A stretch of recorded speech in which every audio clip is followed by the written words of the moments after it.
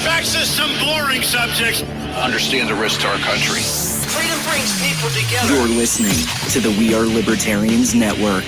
Learn more at wearelibertarians.com. Welcome to the Chris Spangle Show. It is great to be with you. I've been playing with my headphones, so nothing sounds right. Hope you had a great Labor Day. We are back. We are glad to see you, and we are going to, I don't even know where this conversation is going to go. We just don't, we have sort of a topic and a direction. Joe Benavidez is here, and he sent me a note last night that reflected something that we were talking about yesterday that I keep getting in my inbox. And I want our audience to hear it, and then we'll talk about it, see where it goes. So stay tuned. Warning. This show is for adults by semi-adults, so the language is sometimes strong and offensive. I don't know what I said.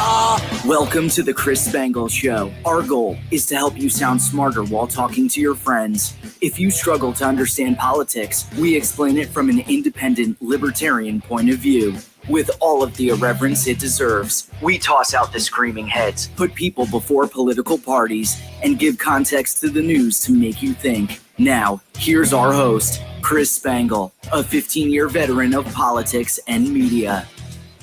Welcome to the program. It is great to be with you again. Hope you had a nice Labor Day and I had a 4-day weekend, and there on Friday, I sat and did nothing. You guys know the last time I sat and did nothing and just watched TV and I always have responsibilities because I have like 6 jobs, but I was like, you know what? I'm not doing anything today. It's beautiful. So now Saturday, Sunday, Monday, I still worked, but thank you for listening to the Chris Spangle Show. Before we start, we want to thank all the members of Wall Plus, all of our members over at our patreon.com/wearelibertarians. Thank you especially to our $100 a month members, John Pusilo, Casey Feldpach, Lars Nordskog, Jake Edel, Matthew Durbin, Reinhold, Christy Avery, and Jason Doolittle. If you want to become a member of Wall Plus, we have many different items that you can get merch, you can support the show, you get advertising, commercial-free shows, you get the entire back catalog, like 1,000 more episodes, if you sign up at joinwallplus.com, WAL, joinwallplus.com. I feel like the polarization in this country. Let me introduce my co-host, Reinhold. How are you? Actually, sorry, seniority, Harry. I apologize. Public apology to Harry. Harry Price is here with us. Harry, thank you for being here. I take off for 1 weekend and I just get bumped down. That's wow. You're on the Johnny Carson schedule. But go ahead. I was going to say, yeah, you rarely take a time off. Even when you take the break on wintertime, which everyone will get used to, is you still kind of work even during those breaks. I'm always upgrading stuff, but this past week I just didn't feel great, and I just, I'm the type of person that if I wake up, I have to get my feet moving, and I don't stop till like 5 or 6. So then I'll kind of like watch TV or read or, but even then I'm trying to like prep for the show. I'm always listening to something. I finished 2 books yesterday, preparing for this show, upcoming episodes and the history show. Like, I don't know, I have this, the We Are Libertarians Network with several shows on it that I've got to do the content for this show, the history of modern politics and liberty explained. I have the podcasting and platforms show and all that stuff that I'm building there, like courses and all that stuff behind the scenes. Got the pat down. I've got a pat down recording later today. I've got my day job at the Bob and Tom Show, which takes up more than, that's the bulk of my time. And then I've got a fiance and a toddler. So, there's always something to do. So there's not much time, but they're out of town. And I have a 4-day week. I had the day off. I was like, you know what? I'm going to give myself permission to do nothing. So yeah, it's been a while, so it was nice. Yeah. But you got to do that. You got to take at least 1 day off a year. Mm-hmm. Mm-hmm. I did it last week. I went up to the beach here in Indiana, the real beach up in Michigan City. which I found out is the boomer capital of the Midwest. All right, Harry, please stop rambling on. In the private chat, he goes, "Sorry, Reinhold, I didn't know he was going to ramble."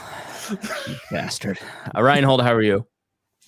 I'm doing well. Just trying to make it through to the weekends so that I can get ready for the next week and try to get a little bit of sleeping in once in a while.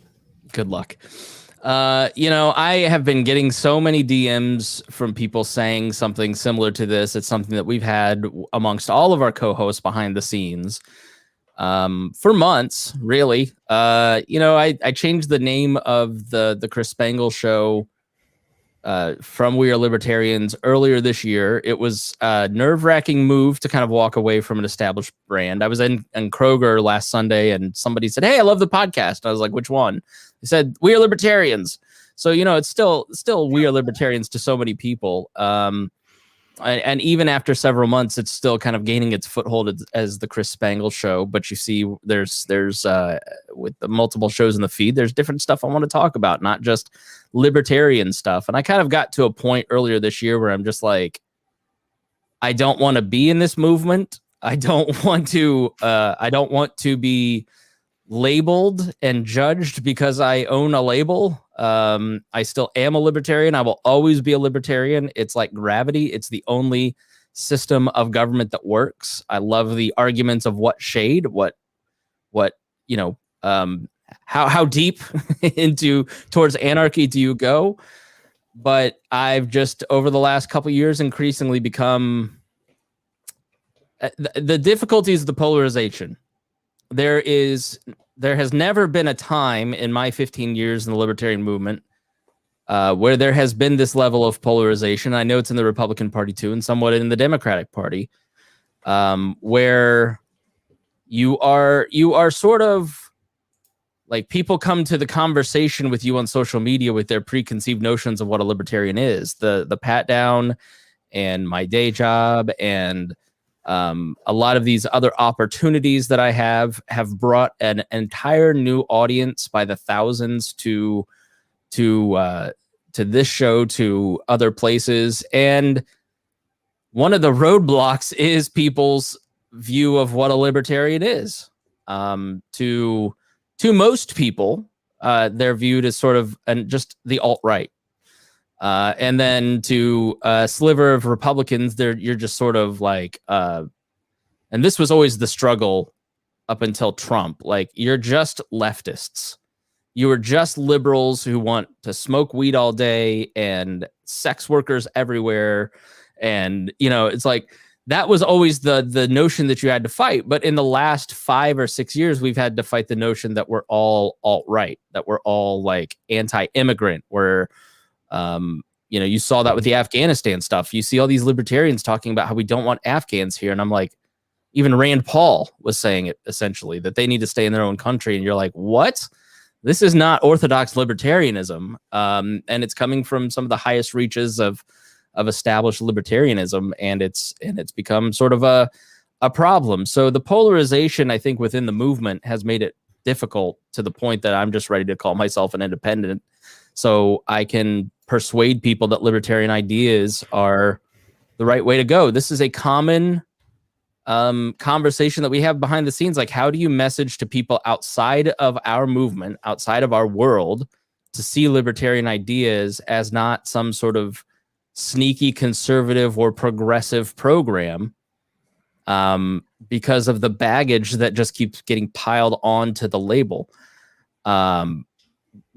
Lucy's right. Welcome to the immigrants from the countries our military destroyed. Like, we have a moral obligation for those 5,000 Afghans that are settled at 35 minutes south of me. So, and Joe, do you remember the boat people and the fun parts, trying to get them into the country and right, people wanting to turn them back? It's like, well, we destroyed their country and pulled out just like we did Afghanistan. No, like 2 years ago when the Kurds, we pulled the rug out from under the Kurds, like it was unheard of. Countries we destroyed. Right. But I don't want to get into all that, because Joe wrote me a note last night that just like, he doesn't know it, but 3 hours before he wrote this note, we were having a conversation with one of our former researchers and co-hosts said, "Hey, still love you guys. I haven't been around because I hate libertarians." And I'm like, fair enough. So Joe is a longtime listener. And Joe, are you there? And yes, you can curse. Just try to keep it sparing. We try to keep this work safe. But what was the gist? Like, tell the audience what you wrote to me and how you're feeling about taking on the label of libertarian. Yeah, so I feel like when I was first a libertarian, nobody knew what it was. So when was that? This let me see, junior year of high school. So I was running around as a teenager before I could vote, trying to explain to everybody why they shouldn't vote for Obama. Like 2008, 2009. Obama's first run, yeah. So okay, 8. Yeah, 8. And nobody really knew what a libertarian was. So it was really easy in California, mind you. So nobody really knew what it was. So I was doing a lot of explaining and educating and things along those lines. And it put me in a really good footing because nobody came with their preconceived notions. Whereas like now, especially online, a lot of people know what libertarians are. And I think part of it is because we got a lot of attention in the subsequent, election years and things along those lines. But it's not been great attention with like the rising of like the alt-right and conspiracism within the party. The island of one thinking is just something I mentioned in what I wrote to you. Which is what? Which is like extremely isolationist thinking where community in general is eschewed for individuals.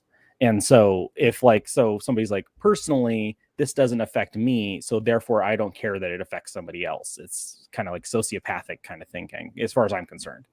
Okay. And whereas I think like libertarianism, you kind of need to have that empathy for your neighbor. You kind of need to have, you need to have that compassion for another human being. And I think that's part of what makes libertarianism beautiful is the idea that we are spontaneously working together to, make the world a better place, not because it specifically helps us individually. Yeah. So Tom asked a question. I'll let Reinhold answer this, and then Harry and I can go back at Reinhold. Tom asked, what does the alt-right have to do with libertarians? So the problem with libertarianism currently is that there are a lot of people who like to claim that they're libertarians because they think that it means you can be whoever you want to be and no one else can tell you what to do and everybody can shut up and you can be as disingenuous or hate people and do all this other stuff. There's this idea that you can be an alt-right person and be a libertarian. It's a common thing we have to fight against that. And back in the day, like, let me say, like when libertarianism, when Joe and Reinhold and Harry and I all became libertarians, like it was structurally, it was functionally all about the government's relationship with the individual. Yep. And fighting government encroachment. It was the idea of, I remember vaccine debates because the challenge that we have now is like, that was like the most bitter argument that you'd have at libertarian meetups. You like the government cannot mandate vaccines, period. Everybody would agree with that, but then they would argue whether or not you should get the vaccine for various reasons, right? Mm-hmm. Which is sort of the idea that vaccine mandates argued by some of these Cato scholars. I'm like, what? I mean, I thought we were all in agreement that the government can't force you to do something with your body that you don't want to do. But then there's also the abortion debate. So there's all these threads. Like, thank you to Texas. If it wasn't bad enough that we had like this bitterly personal vaccine debate and ivermectin and all this bullshit, let's throw an abortion debate right into our feeds. But now the rise of the culture wars, you almost have to have an opinion on which side of the culture wars you want to take. And so like you take something like vaccine mandates. Well, property rights demand that an employer can mandate what they want or don't want, and you can voluntarily associate or not associate with that company and move on. It's just the government that cannot mandate that. But libertarians, a lot of libertarians are so tired of being socially engineered that they conflate the two, or they see that as a Trojan horse. When you start to work through some of these things, you get a lot of libertarians who, it's not even about the government's role in the individual's life anymore. It's really about fighting the left, because they're coming to get you. They're coming to, and the hard part is that in a lot of ways, there are some very valid points in their arguments, but there's also, it's like a spectrum, right?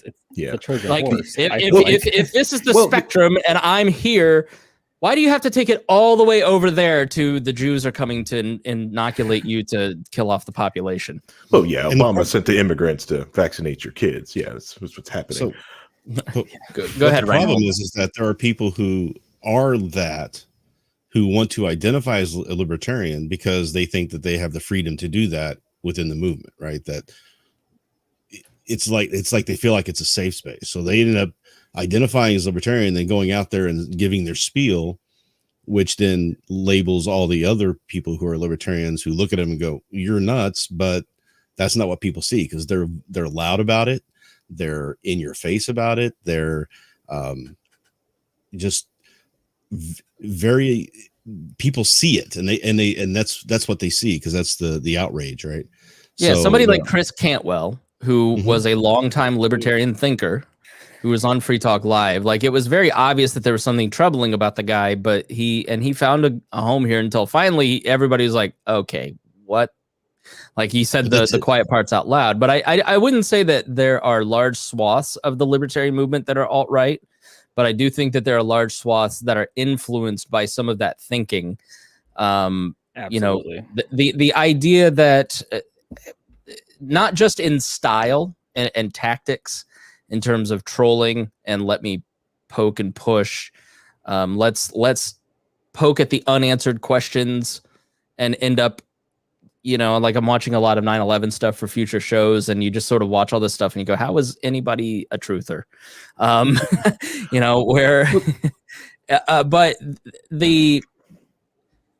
how do I put it? So if you were to define alt-right, not libertarians, but like alt-right thinking, Reinhold, it's basically that the left is, if you were to take Alex Jones and his worldview, what Alex Jones thinks is that there is a globalist plot, a cabal of international bankers who are working to basically create a neo-feudal state of slaves. They want to decrease the population.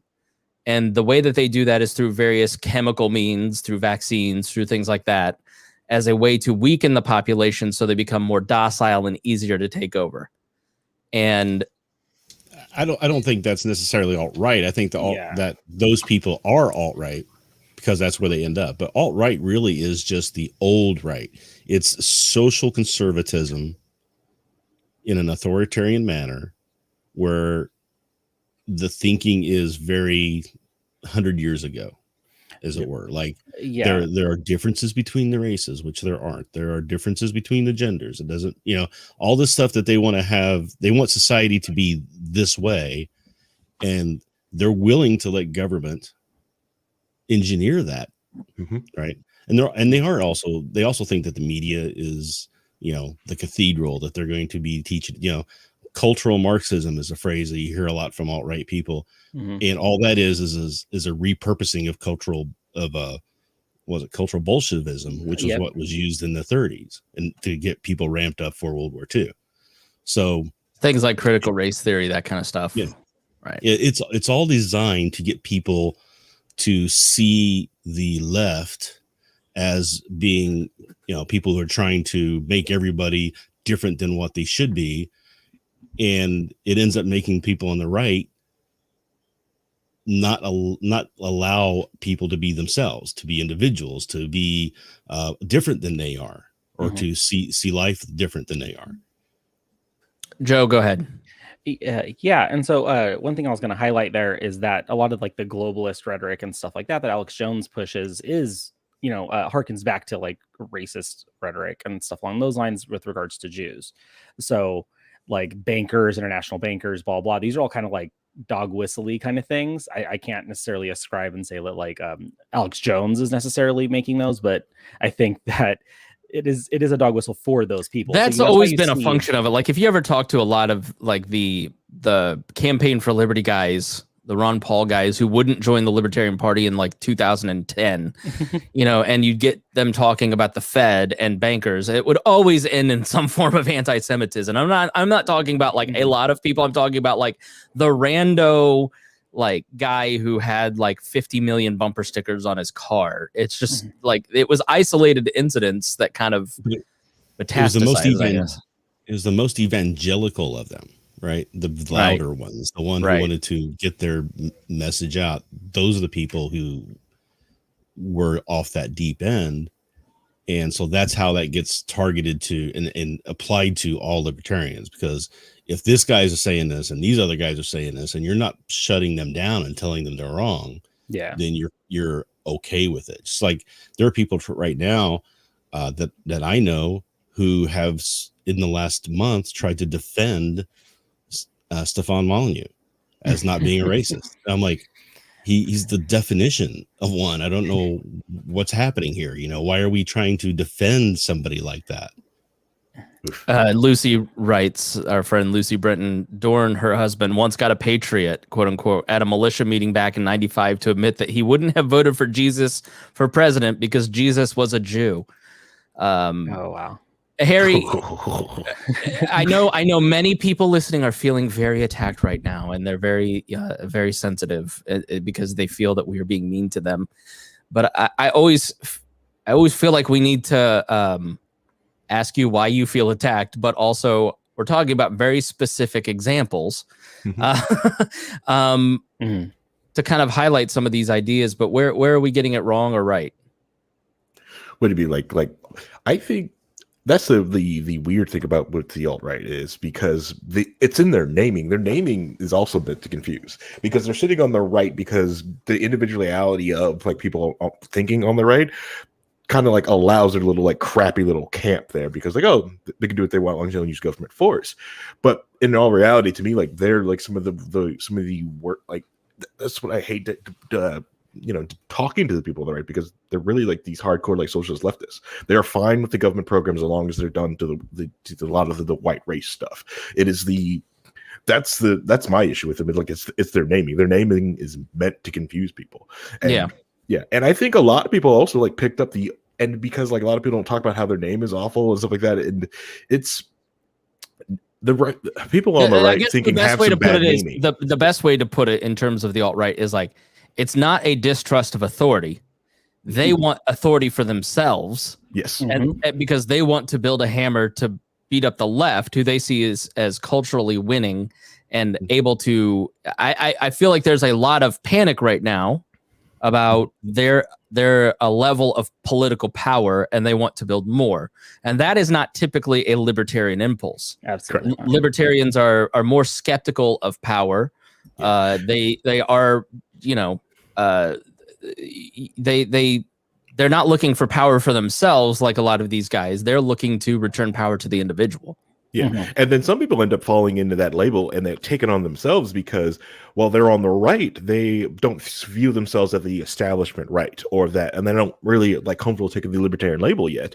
So they try like, well, I'm on the right, but I'm this. And so when they use that, those people in that movement find they're like, cool, we've got a new one.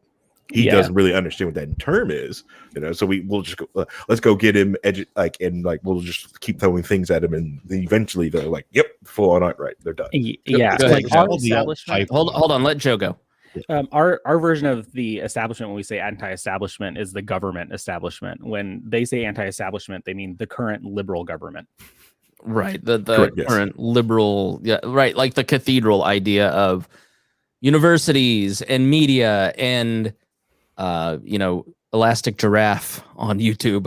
Even the cathedral rhetoric that paleo libertarians love so much comes from the hard right populist Curtis Yarvin.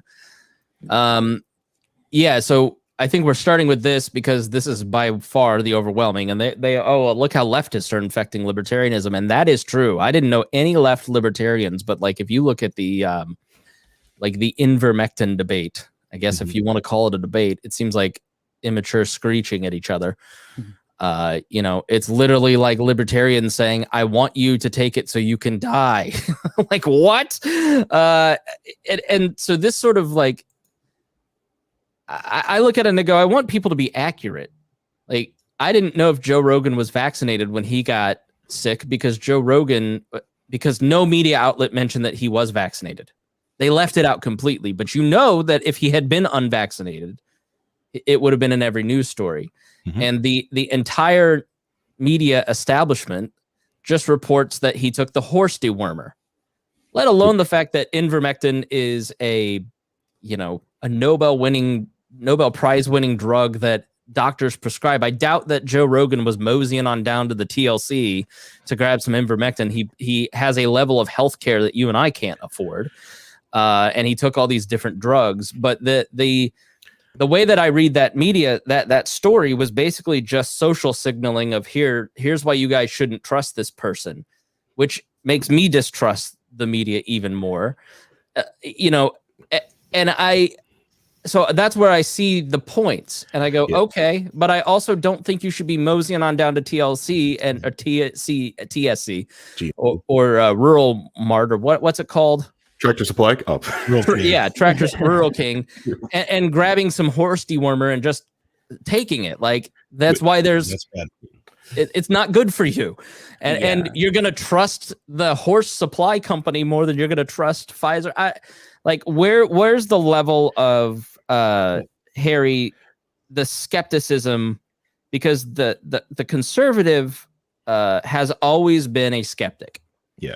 What is the prevailing wisdom? What is the conventional conversation? Let's apply an alternate history to it, an alternate set of facts to carve out an opposition to Hollywood. Like this has been going on since before, like the conservative movement really gets its roots in the anti-World War II movement. So, so it goes back that far. So where's the level of skepticism that we ought to apply? Right, and I think that also the media also like lost an opportunity with Joe Rogan because he does he's like almost like the fountain of bro science. So like they could have just like took this guy, did blood work, like hey, this guy takes everything, talks about all this other stuff. Like look what this guy's doing and look at what he's got it. Look at his workout regimen helped him. They could have did that. They don't like that he has power, right? And they don't like that he talks to the wrong people. And they want to do anything they can to get you to stop listening to them. Yeah. And also Tractor Supply Company's Labor Day sale is bad. If you live near one, you're going to get that right there and get all your good Labor Day deals into. But, you're right. The idea that, you get all these people on the right that how can I put it, like they get influenced by Hollywood and media and that have this massive disruption. It's been always the biggest thing to be. It's, granted, I'm one of the younger people on the network, so like has always been that way. I don't know, like I saw Reinhold shaking his head, so maybe it wasn't. If I'm wrong. No, I was looking at the comments. Oh, he was shaking his head at. We need a petition to get Spangle on the Rogan show. Yeah, I mean to make my point, I guess, is if you are openly rooting for people who are unvaccinated to die, you have lost the ability to persuade the unvaccinated. Mm-hmm. Yep. When you are mocking people or owning an air of superiority, you have lost the ability to convert the people to your side that you'd like. And so when you talk to somebody who is just overly, I don't know, like COVID is real and the vaccine has obviously worked and I'm not an anti-vaxxer. Sorry, Lucy. I know the comments are coming, but the reality is like, I don't know how to say this. Like the super pro vaccine person who's triple masking, like on their fourth booster shot, like that person just wants to, they're not as educated as like family members that are anti-vax people. When I sit down and talk to them, like they're very convincing what their information says. When I double check it, it's usually not right, but at least they've like thought it through, as opposed to I'm just going to scream in your face until you submit. Mm-hmm. And so I don't think people on the left understand how damaging they are to their own objectives. And that all that does is that pushes a person who likes Joe Rogan when they see those headlines to just say, I'm not listening to you anymore. You want me to die. You're secretly cheering for me to die. You haven't given me persuasive evidence nearly as much as this coworker has. Mm-hmm. And I don't think that people really understand how damaging, Harry, their own rhetoric is on Facebook. Correct. Yeah. And the way they package things and the way they package it all together, because someone's going to share and what those people just heard me say is, oh, Spangle's an anti-vaxxer, because you can't have a fucking nuanced conversation anymore with these people. Right, because they'll sit there and like someone will share an article, like it was like, I was sitting there last week, I did read some news, and they're so like, look, the cases of COVID are up to over 100,000 in the country worldwide. Let's focus on Florida. And I'm like, all right, first off, Florida we're really close to Florida being a year without most of their COVID like restrictions. Okay, so why is it spiking now? Is it because other states are locked down and everyone's going their vacation, bringing crap there? Can we have that conversation? No, nope. It's all about how they're awful because they don't have mask mandates. They're not locking down. Right. Okay? DeSantis is the enemy of the people. Right. Correct. It's, and can we also talk about like, fine, that if that spike there, then look, New York and California had some of the most strictest lockdowns, and they had a spike there. It's just not putting anything like into context with any of it. It's narrative. Yeah. Speaking from California, go ahead. Joe. Yeah. How's California for you, Joe? We're actually in my neck of the woods. It's not so bad. But mind you, we do have like two very populous cities that are getting hit a lot harder. And stuff. Luckily, I don't live in those two populous cities, but what's it called? The one thing I see that is different is the Delta variant. When it kind of came around, and the people who got used to kind of being like, well, I'm gonna hang out with my friend group. I'm gonna, keep things kind of, relaxed, smaller, gatherings, even for big families and stuff. There was still this like, well, we're not going to do the lockdowns because F the lockdowns, but we are going to do like some kind of managing in our own personal lives, making the decisions that make the most sense. And then the Delta variant came along, and it's a lot more infectious, and that is very noticeable because even people who, like I said, are in my neck of the woods, we haven't gotten that many restrictions placed back on us in my county, but we are seeing more infections. There are more people that are suspiciously away from work for HIPAA related reasons, and like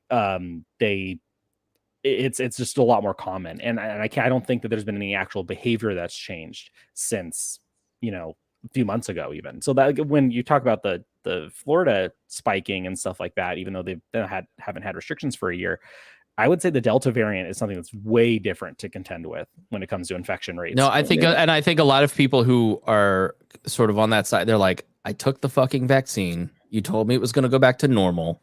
Now it's not that effective. I've got to get booster shots all the time. I don't know what to believe anymore, and the truth is we may not be able to manage this nearly as, and I think that frustration that like they're looking for someone to blame for that misery, and that blaming is not working out well. All right. It's okay. Pfizer's got daily pills that are coming out soon. Yeah, I saw that. Yeah. So here's, I went to Podcast Movement. And the reality is, like, your mandates are not going to work. We've said from the beginning of the pandemic that all you do is when you use the government as a tool, you create resistance, you create resentment, you end up it backfires. Remember prohibition? This is no different. What will get someone to take a vaccine? I'm working on this anti-vax show to kind of like, all right, why are you skeptical? Not anti-vax or pro-vax, but like the people caught in the middle. And it's been 2 weeks since I sent a call out. 75% of those people have gotten vaccinated between the time they signed up and the time I talked to them. Every single one of them, it was because of the Delta variant and an impact in their personal world. Like me going to Podcast Movement, feeling very uncomfortable, right? And then Phil Valentine dies. I'm like, oh, this Delta variant thing like seems really worrisome. It wasn't that their job was pressuring them. It wasn't that the government put a mandate in of any kind. It was that their personal risk assessment changed in the last month, because in June, Indiana had 0 deaths and 300 cases, like 300 new cases. You jump back to December, we had 6,000, 7,000 a day and 60, 70 deaths. Well, Indiana is now back to 6,000 or 7,000 new cases a day and 10 or 20 deaths. right? So people see the spike. It's people, I think, are much more persuaded by the world around them, the 100 people that surround them, than they are the news or, the government or mandates or whatever. So we are going to take a short break here. And when we come back, we're going to take all this confusion. Man, I feel stuck in the middle. I don't even trust libertarians anymore. We're going to take that confusion and see if we can make some sense of it. So stay tuned.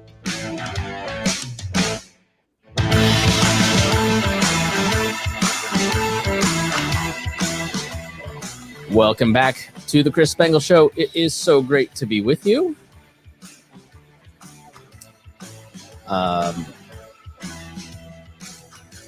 We got a comment here on YouTube from Elastic Giraffe that Joe wanted to highlight. Joe Benavidez. Did I say it right?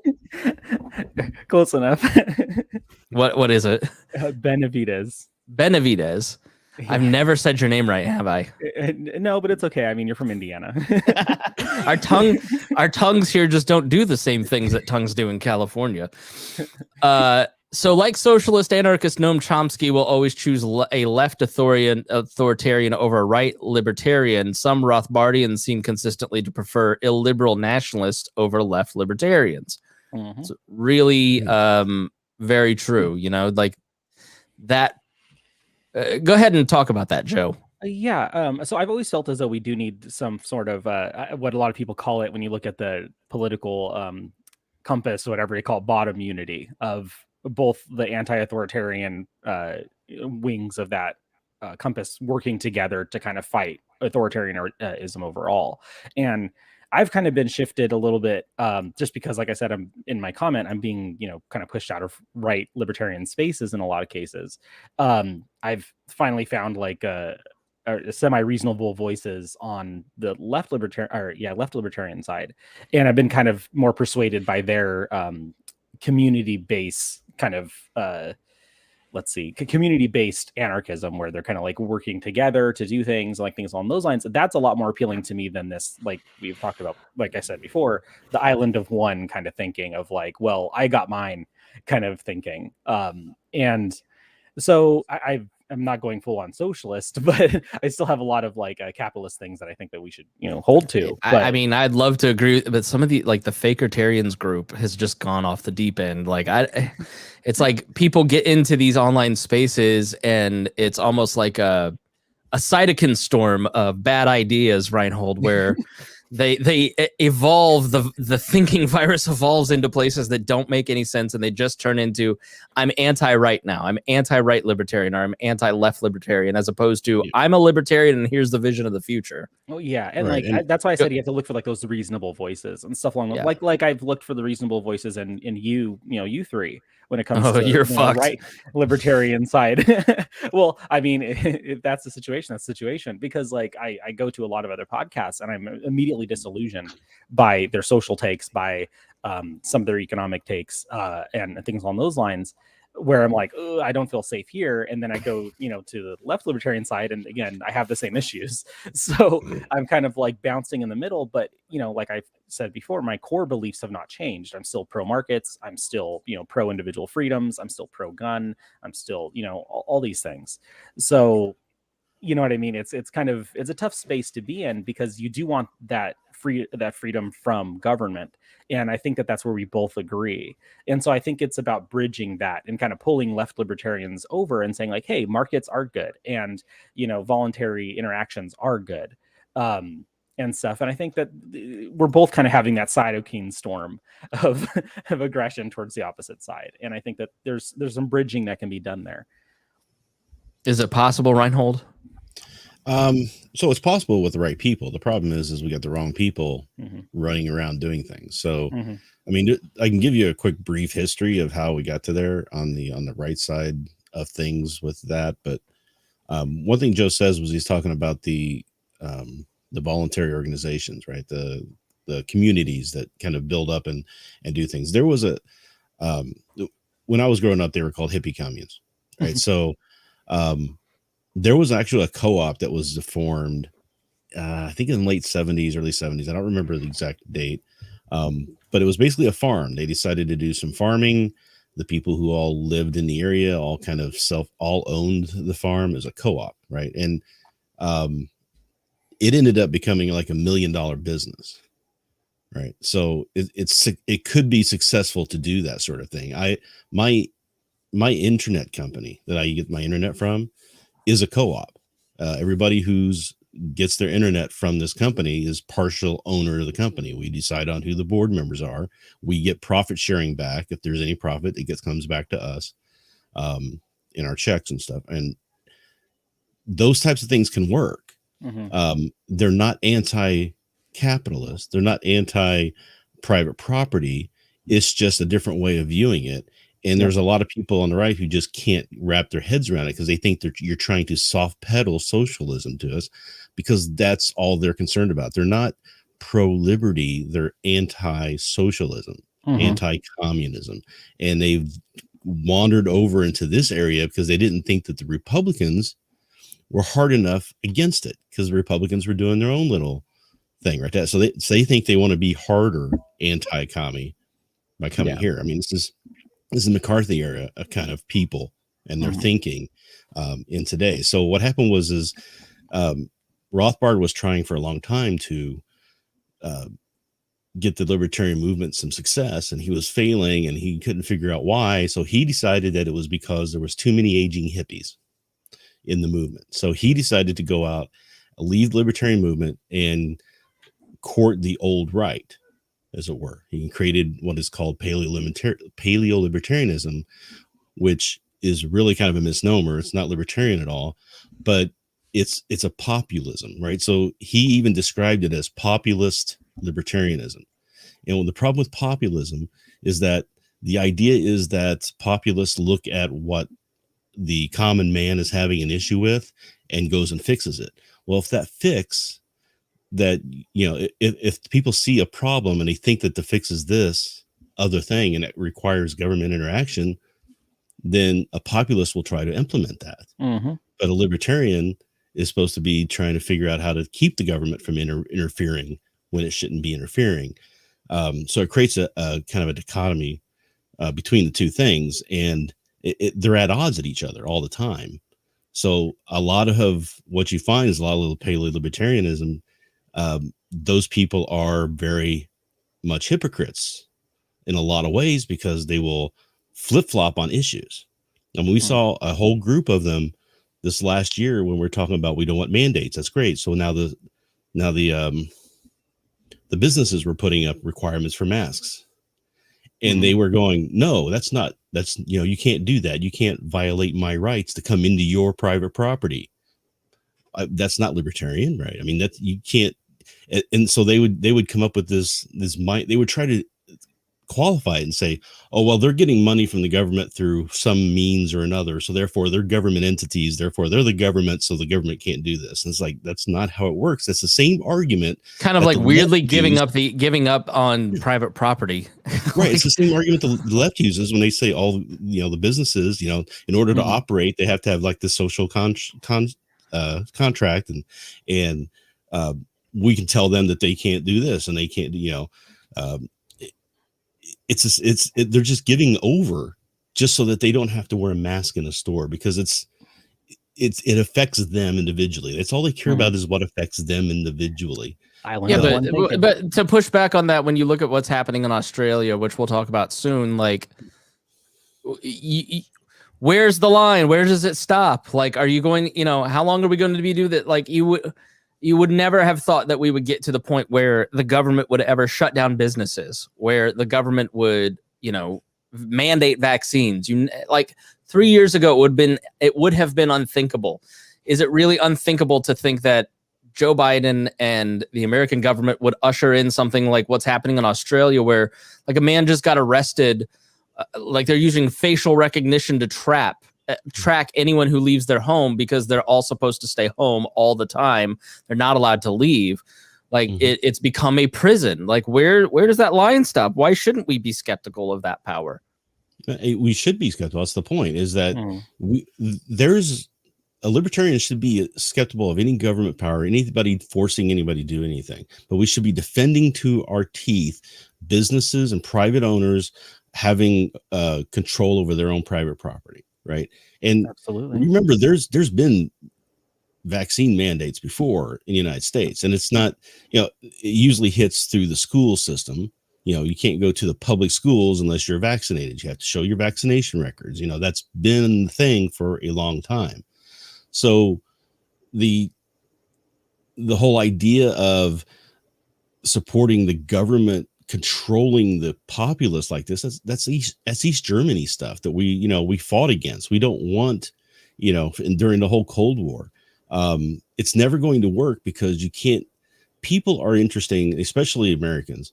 When you try to tell them that they have to do something, that's the one thing that'll be the one thing they refuse to do. So you need reverse psychology sometimes on these people, but that's not how people are thinking. And the worst part of all of this is it all stems from the fact that we have now politicized healthcare. We have politicized the decisions that you should be making about your own body and how you are going to react to something like this going on. Right. It's now become you are the ultimate good or you're the horrible evil, depending on how you view what's best for your body. And everybody's different. Everybody responds to things. There's immunocompromised people that shouldn't be getting the vaccine, or there are people who should be getting the vaccine that aren't. And that's sort of what's nuts is that you are not. I've seen in businesses that I work with. The vaccine mandates, for instance. All right, do what Chick-fil-A did locally here at the beginning of the pandemic. They called up IU Health. They had them come out and help them design a system that would help their employees safely work with the public. And nobody's doing that. Everybody's just going, well, the CDC says to do this, so we'll just do that. They're being lazy about it. We'll do with the FDA. They've outsourced their thinking to it. And well, everybody's got to be vaccinated at this company. Okay, well, what about the people with autoimmune diseases? What about the people with legitimate health issues? And IU, for instance, hold on, Joe, I'll go to you in just a second. Absolutely. What about people with heart issues? What about people with legitimate concerns? Oh, well, IU just makes no exceptions.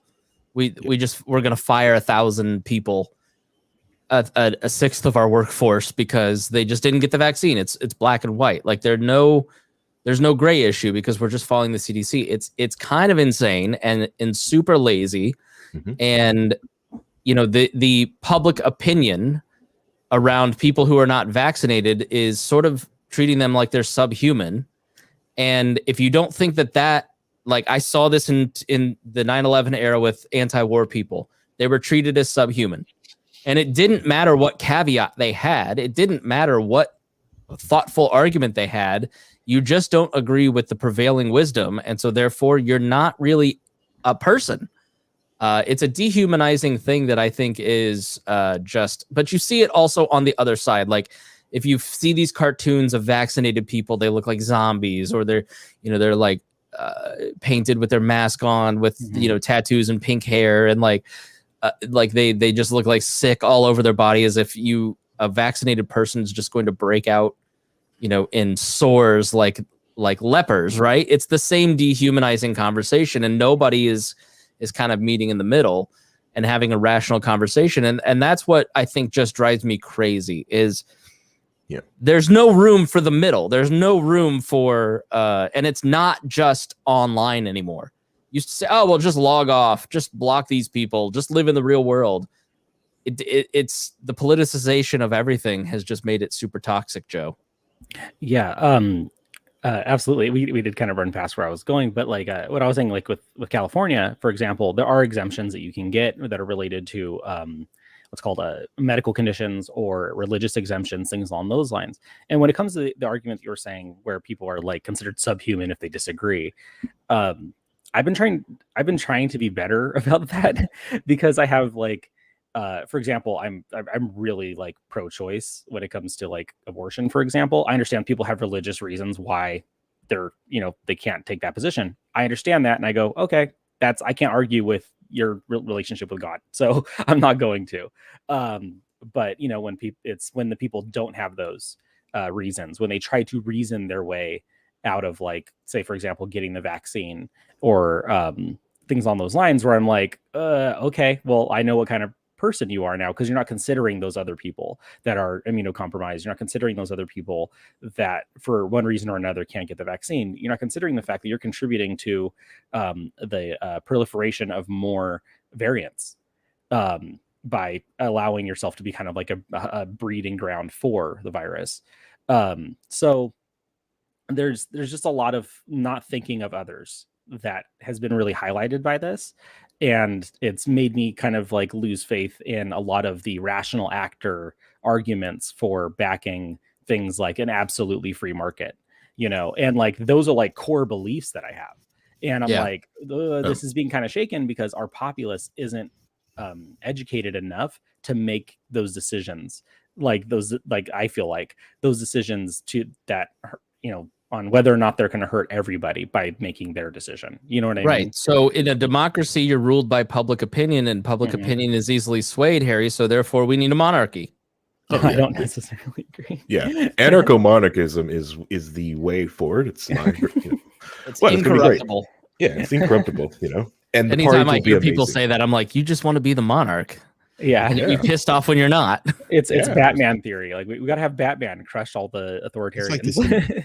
Like they said, Loki, there's only one person who gets free will, and that's the person in charge. Yeah, right. Exactly. Everyone else has to submit. But the other thing with go ahead, Harry. I was going to say the other thing with the whole argument of like some people are also, you have to help them out because they're afraid of because regardless of anyone want to say, there are a little bit of side effects of taking the vaccine. There are. Your arm is sore, your arm is hurt. Some people will have like some flu-like symptoms, and they are living paycheck to paycheck. They are completely worried about losing their job. Look at Eric Clapton. Eric Clapton has this disease, right? That is a progressive bad disease, right? He takes AstraZeneca. It completely paralyzes him for almost 2 weeks. He then takes the second dose, and it gets even worse. And then he says out loud, there was horrible side effects with this. There are 100,000 people with the AstraZeneca vaccine that got blood clots, right? Like a BBC presenter died of it. Like saying these things out loud aren't bad. Saying these things out loud push like the blood clotting issue when they shut it down over the 7 people. It's like, you shut this down over 7 people. That stuff's good. Like you shouldn't hide the fact. When you hide the fact that people like Eric Clapton had issues, all you do is just make everybody suspicious of like, why are you hiding it? Conspiracy, yeah. And then all these people online, Harry, going, I'll never go to another anti-vax Eric Clapton concert again. I'm like, he took the vaccine, like Rogan took the vaccine, like they're not anti-vax. Like, why are you overdoing it? Right. Yeah, you're just over. Yeah, and these are genuine fears because like also the shaky of some people's like economic situations are out there in the world. They can't afford to be down. There's a lot of people I know that are like their laborers are working. Their entire family has a vaccine, but that one person who does still have a job that has to go in person, that their job's not requiring to take the vaccine, and they can't get the day off. They're having to keep working because if they go down, they have all these other people that they take with them. That was the number one. Scares them more. That is the number one reason that these folks that I'm kind of surveying are skeptical. I can't take the time off if I have side effects. I cannot afford a week off. I can't afford, like, that is the thing that is keeping people back. But you never get to that if you don't actually talk to these people and figure out why they're being hesitant. Amazon started to like just give people like, hey, take the vaccine, you get some time off. If you end up having any adverse, it's paid time off. Just take the time off. And it has helped their numbers out greatly. Go ahead, Joe. Sorry. Yeah. So one thing that I think that like a big like a kind of a mantra for me, because I come to libertarianism from objectivism, and they have a lot of this mantra of, if the government taketh away, then it should give back. So when it comes to like people losing their jobs, things on those lines, I'm one of the few libertarians that was like, hey, you told me I can't have a social life. Give me my effing stimulus. You know what I mean? Like you told me I can't go to my grandma's funeral. You told me that I can't do this. You told me that I can't do that. Give me something back. You know what I mean? So like one of the things that California did, which is like one of the few policies I actually appreciated, was that they gave mandated paid time off for COVID related reasons. If the person that is leaving is doing so, like, can prove that they're, like, for example, the sole provider of somebody who is sick, or if they are themselves sick. And if they can do that, then they get up to like, I think it's like 36 hours or something. Like it's like an insane, it's a lot of hours off. And like just to beat this thing and then come back to work. And so I think that I don't know if that should be necessarily a national thing or whatever. Right. But where does that end? Like the flu? Like where? Well, I mean, are you going to force how bad it is? Yeah. Are you going to interject the government regulations into an employer and employee's relationship for the flu, for a cold, for like, right? So it's these challenging questions of where does that actually end? Where are we going to stop at that? And that's where I think that a lot of skeptical people on the right have absolutely a point. Are we going to end at Australia? Because I'm determined to make sure we don't. And if it makes, and I think a lot of these people make the right calculation of, I don't care if you don't like me. I don't care if I look like a freak to you. Like, I'm not going to let us end up in a prison. And if looking stupid is what it takes, that's fine. So, I think Reinhold, start off with the end here. We got to wrap up, but like, I don't have an answer for anybody. Like, you're just going to be stuck in the middle. I know a lot of you are stuck in the middle. I wanted to do this show so you all understand that you're not alone more than anything, but there's no right or wrong way at it. Like, do your best, do your research, do your homework, talk to people, especially people you disagree with, and see if you can find some middle ground. Yeah. Sorry. Go ahead. No, I was just going to jump in and say, first of all, when you say we don't want to turn the country into a prison when we have the highest incarceration rate in the world, kind of already are a little bit. Okay, liberal. I'm a commie. I know. No, the problem is that too many people want to politicize for personal gain, and they like to propagandize to people. They like to push people's emotional buttons, because emotional buttons are what get people to move. So when we talk about kind of society working for itself as a libertarian, which basically the last year or so of libertarians talking about how this stuff should go has proved to me that maybe libertarianism isn't valid with human nature at this point, just because they just failed completely at everything that they said that they were for. But I'm hoping that we can turn that around and get people educated. But people are trying to use emotional tactics and scare tactics and fear and hate and all these other very strong emotions in order to get people to do what they want them to do. And the only way to fight back against that is to stop yourself if you feel yourself being manipulated, if you feel yourself being emotionally programmed in some way. When we talk about where do we get news from, you've got to find the news in multiple places. You can't just go to a single source for anything. You've never been able to do that, but people just kind of got lazy with it, right? So I usually find out, and I can go into what I do to do this. So maybe we could all kind of do that a little bit to explain this. But like, I have certain apps on my phone that tells me news alerts. So I get news alerts from, different organizations like the New York Times or Washington Post, or, some of these that are left leaning maybe, but they're still going to be more, base in what they're talking about. You can't just go by that. You have to go, okay, now, what is somebody maybe on the right? What would they say about this issue? Go look and see what somebody on the right has said about it. Compare notes. Look at the data. What are they saying? If they use a lot of weasel words inside the article, you can't trust that article. You've got to look and see what's valuable in that article that you can take out of it, and what is not going to be proper, right? So there was a great place I used to go called Real Politics.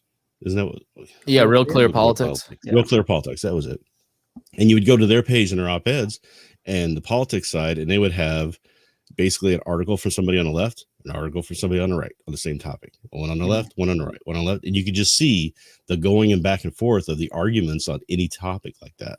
And that's how you can, from those two, go back and forth and say, okay, this guy makes a good point.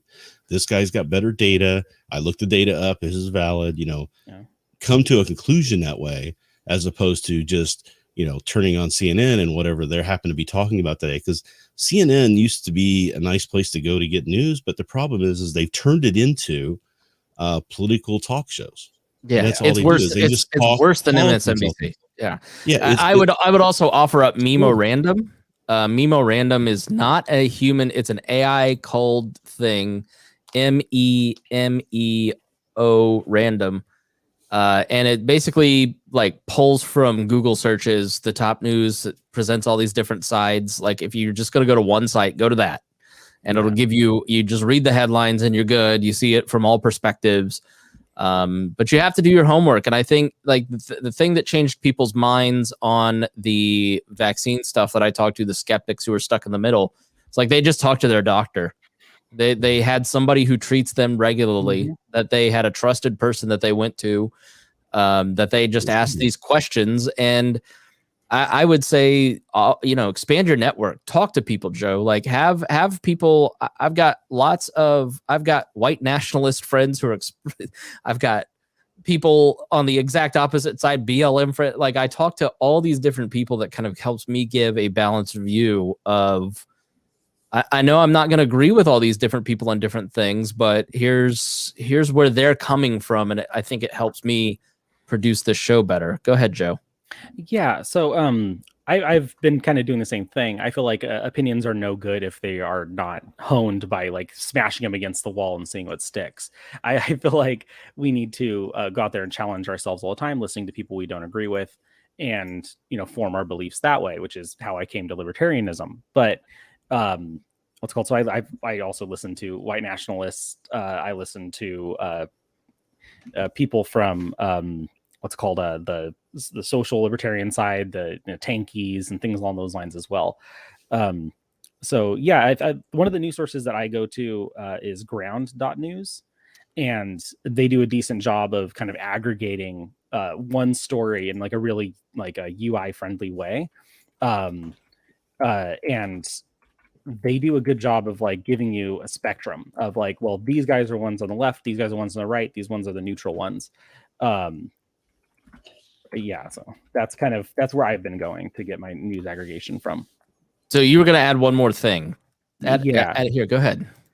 Oh, okay. Just go ahead and say it. Okay. So one other thing that's kind of made you distrustful of libertarians. Go ahead. Yeah. So the libertarian response to the George Floyd protests, as far as I'm concerned, have been pretty disappointing. I feel like that Racist we kind of is the better word. Yeah. I was going to be charitable. Has been racist. But I've been seeing a lot of like the left libertarians taking the lead on it. And that kind of made me sad, because I'm like, we should also be taking the lead on this. Like, there's a lot of here that's got a fire in my stomach, because I've been hearing Chris Spangle on the We Are Libertarians podcast network talk about all these like, police, injustice and what's called QI and like all these things that, have been issues forever. And finally they're being dredged up and being brought to the limelight. And I'm like, Justin Amash has been screaming about this in Congress. Like, why can't we why aren't right libertarians taking the lead on this here? And instead, whenever you make like a pro, George Floyd thing on Twitter or something, or protest thing on Twitter, everybody wants to call you a commie. Everybody wants to say that you're a socialist. Everybody wants to, make arguments against the Civil Rights Act, like, things along those lines. And I'm like, okay. Yeah, it was the weirdest thing. Like when we pulled out of Afghanistan, and Joe Biden's, a couple of his speeches were really good. And Joe Biden finally ends the war. We leave Afghanistan. He gives the speech on the 31st. That was like Ron Paul wrote it. And I'm like, no qualifiers. I'm glad we left Afghanistan. You got to give him credit, because how long have we said, Joe?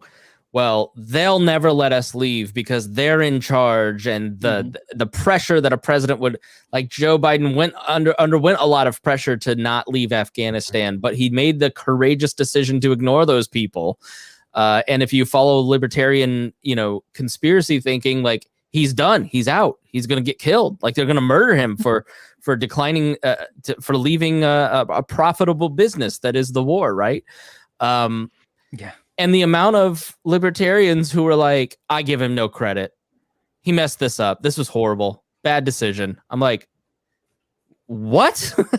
Like give Joe Biden credit. I give Donald Trump a lot of credit on things like tax cuts. And there were, like the deals between Israel and other places. Like there are good things that Donald Trump did. And Joe Biden will do some good things, and it's okay to say that. But if you say it out loud, man, you're going to get murdered, Joe. Yeah, and like that's kind of been my issue with. That's kind of where the disillusionment started. I was like, oh, of course, the libertarians are going to be out there, protecting these protests with guns, as we've seen has been effective in the past. Like, I mean, look at, Black Panther Party was protecting themselves with guns when they were protesting.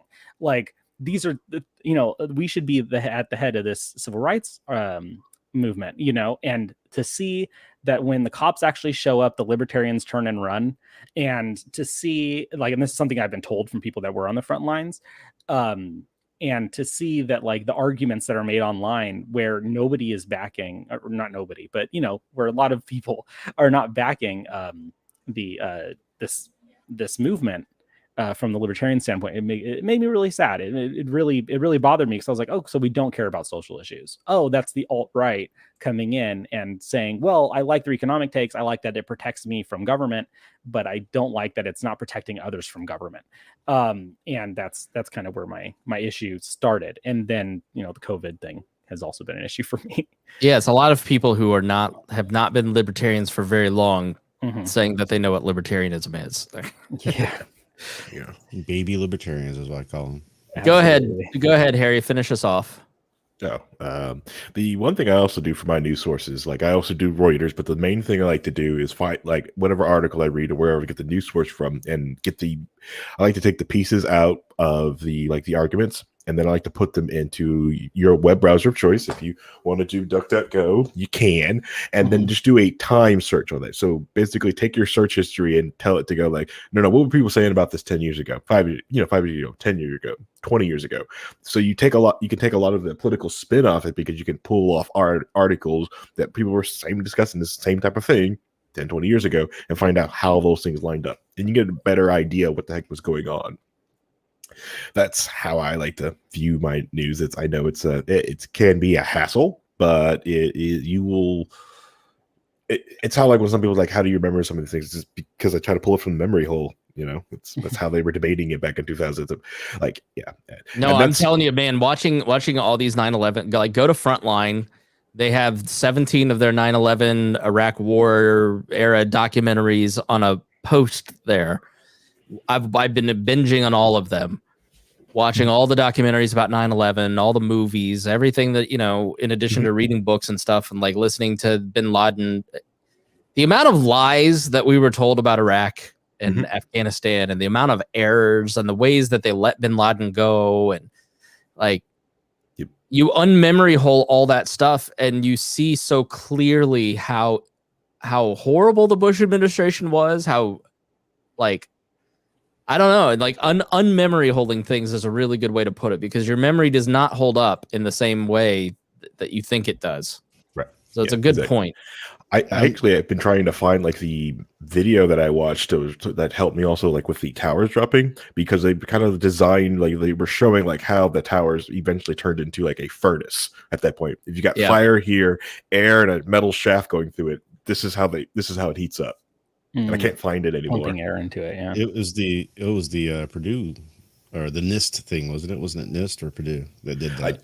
Honestly, I do not remember. I'm trying to find it. It could be. Thanks. I'll see if I can find it for you. Okay. I have a unique situation in that, because I was writing politic articles at the time. So Political articles, you mean? Yeah. And so you can see what I was thinking and saying back in 2004, 2005, 2006, when all this was going on. And it's interesting to see how, my thinking changed over the time based off the information I was looking at and getting to. So it's going to be interesting to talk about. So like, if you look at, like, the relation, everybody, well, they hate us for our freedom. And in like, Osama eventually mocked Bush for that. The Taliban had to be taken out because they were clearly in cahoots, and that is sort of true. But when you actually look into it, the Taliban tried to ship him back to Saudi Arabia to stand trial. Omar, the head of the Taliban, hated bin Laden, forbade him from giving television interviews because he didn't want the Americans coming in and invading him. And him losing his power. So Osama was reduced to giving speeches at weddings that he videotaped, that he would leak out. They Didn't they offer they to hand them over to us?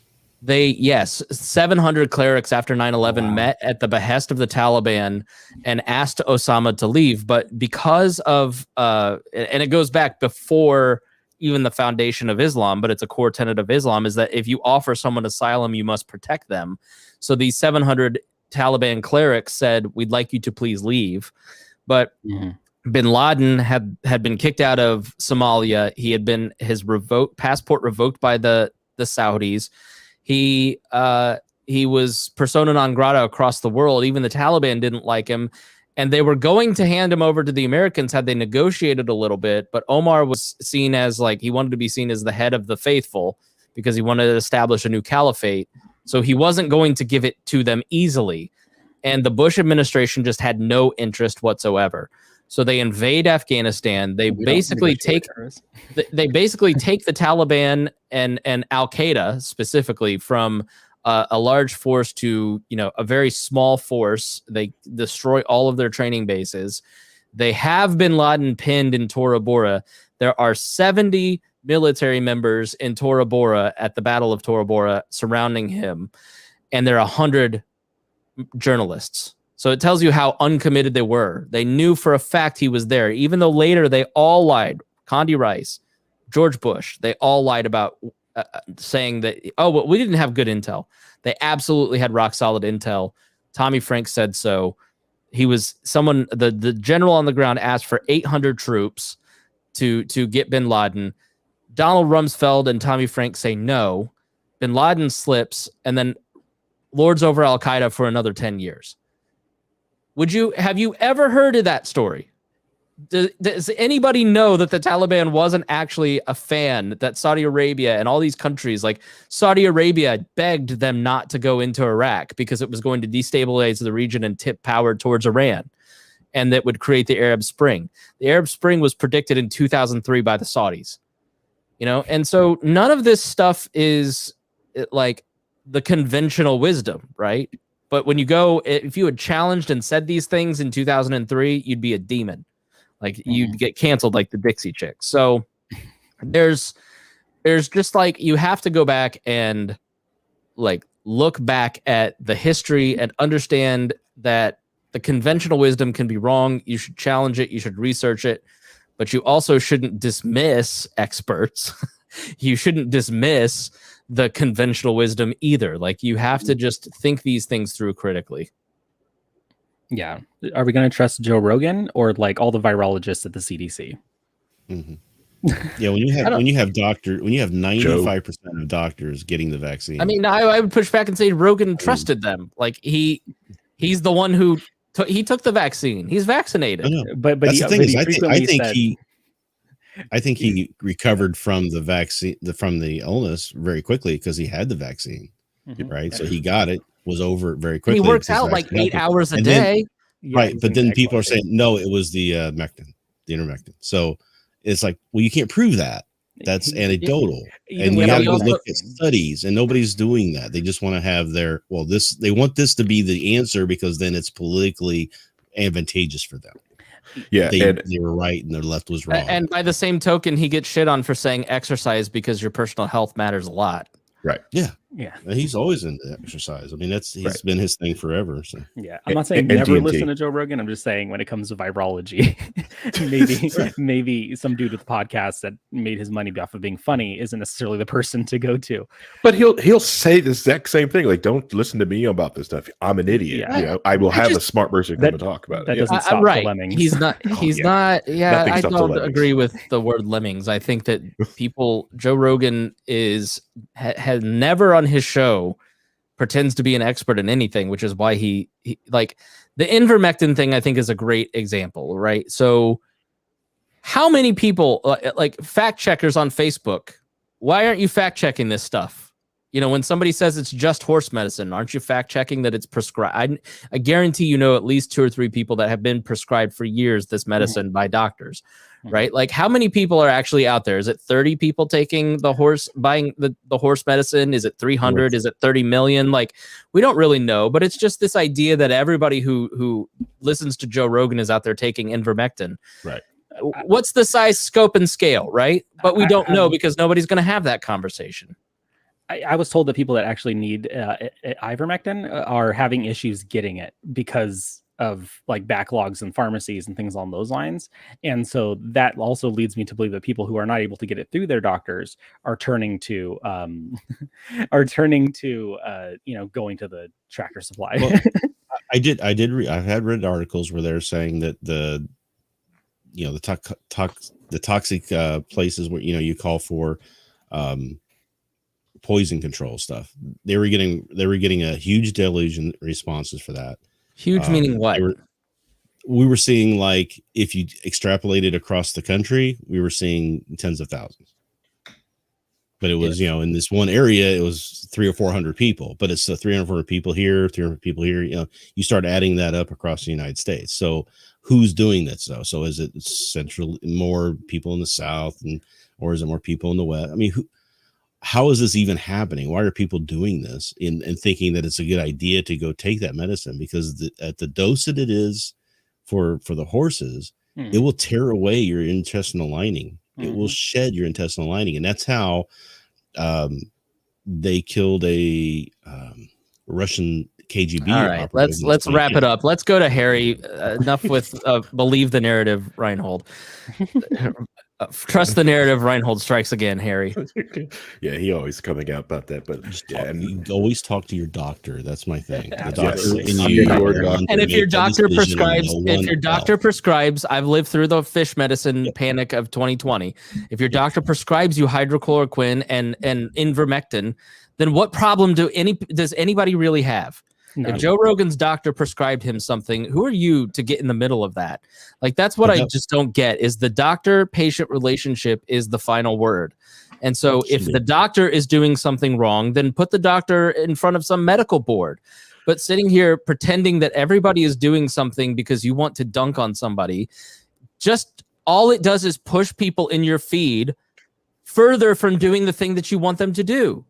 Because you come across as smug and disrespectful and kind of hateful, Harry. But Harry, you got to wrap us up, please. Yeah, and that's why we need some sort of board and licensee for like doctors. We just can't have these free landing. Oh crap, we already got that crap. Right. Damn it. The other thing with it, the last thing I'm gonna end this thing up, wrap this whole thing up. Like, if you believe the Trojan horse are a thing, and you don't like the idea that businesses are going after your medical records to make sure you have the vaccine. Stoners have been saying this for years about them being drug tested, and you have been silent. Okay? Where were you then? So the exact same argument that you sound just like some of the people, and I'm fine with potheads. I'm fine with people who smoke and toke. I don't, but go ahead, do it. Have fun with it. But it's the exact same thing. Right. So the uncle who's mad about this is also mad about wanting to drug test welfare recipients. Yeah. Yeah, you have the exact same arguments. This is the 10-year rabbit hole I talk about when I talk about you go back in time and you can pull these articles out. That's the memory hole crap I talk about. Like, go back in time. Same argument. You said this, but now you're on a different side. Now, great. You got to have new information. So let's go back and let's talk about that then. Right. Yeah. All right. Thank you, everybody, for joining us. But I don't know that we solved anything here, but at least you don't feel alone being crazy. Because it's like, I don't know. I just find that, like, I've never been an ideological person. Like, I don't consider myself a priest of libertarianism. I always felt like more of a journalist. Like, what's going on? How does this fit? How should we examine this? Like, in these times, it's just like, talk to people, figure out why they believe what they believe. And you're going to find that most people don't fit into the narrative that each side is pushing. They're just kind of in the middle with you, but on different shades of left or right, and everybody will kind of work together if you actually have a conversation with each other. But that's just not going to sell newspapers. It's not going to, drive clicks. So Morgan Rigg puts it perfectly. I'm not crazy. I'm just tired. Thanks so much for joining us. And yes, libertarianism without adjectives is absolutely the goal. All right. Thanks for joining us here on the program. Thank you to Joe, Harry, and Reinhold for being here. We will talk to you again.